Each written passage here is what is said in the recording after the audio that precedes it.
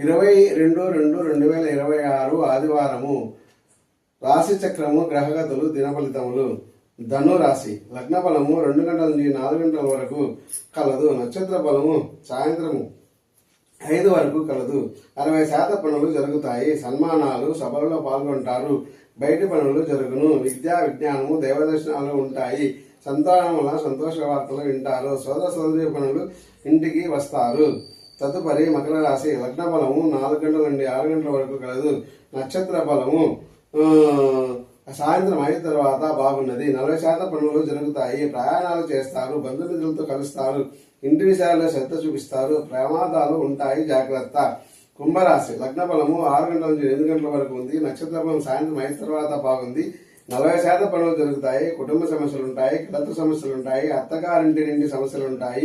ఇరుగు పొరుగు వారితో చర్చలు చేస్తారు. సోదరులతో సంభాషణలు ఉంటాయి. జూదము, షేర్స్ లో నష్టాలు వస్తాయి. తదుపరి మీనరాశి. లగ్న బలము 8 గంటల నుండి 10 గంటల వరకు కలదు.